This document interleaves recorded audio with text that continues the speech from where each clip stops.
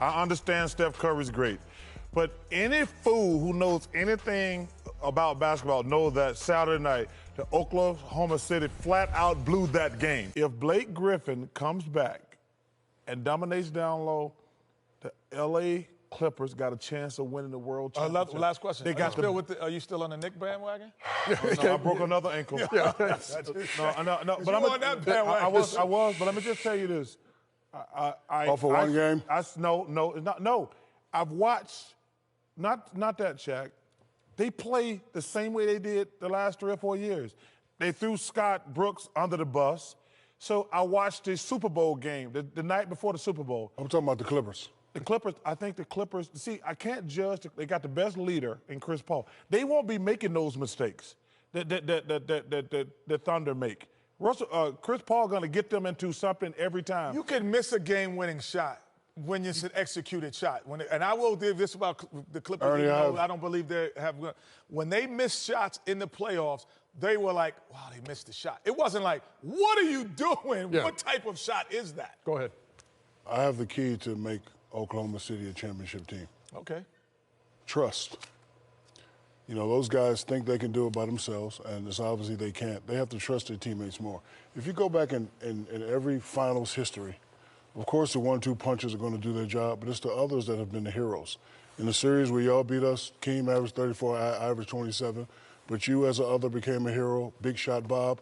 When Michael Jordan beat y'all. Paxson. Yeah, Paxson hit the shot. So, you know, LeBron, has 2 in Miami, but people forget Mike Miller hit 6 threes one year, 7 next year. So these guys need to learn how to trust their others. If they do that, then they could possibly become a better team. But trust comes with execution. They have not gotten better. First of all, they have the most talent in the NBA.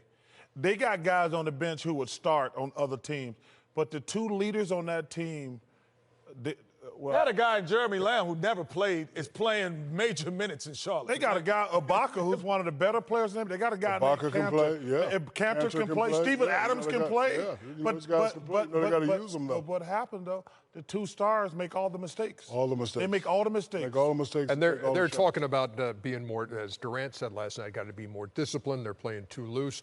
Billy Donovan talking about being accountable and needing a whole lot of sacrifice from everybody on that team. These guys, we've been sitting here for X amount of years. We said, Oklahoma City's got the most talent in the NBA. But when a game is on the line, they get a ball to Russell, they give it to Kevin, they play one-on-one. They've been doing that for years. I know. That's why they're not going to win. That's why I'm off the bandwagon. Because you would think they would evolve. Kevin Durant, who's a terrific player, he's posting 5'10" Chris Paul at the top of the key. That's not a basketball play. But see, for me, like, playing with Akeem Olajuwon, one of the greatest centers ever played. Everyone knew he's getting the ball on the left block. But if Akeem ran to the left block and I tried to just throw it directly into him, the defense can gear themselves, and now there's a lack of execution on our part. So we have to sometimes make the ball move from one side to the other so other people can be out of position so they can't double team him or get active hands on the basketball. So if you don't allow that to happen, what happens again, Person has active hands. He's able to get his hands on the ball because you are predictable and you're not executing. And that means call a play, even though you want the ball there in the second, but you have to give misdirection.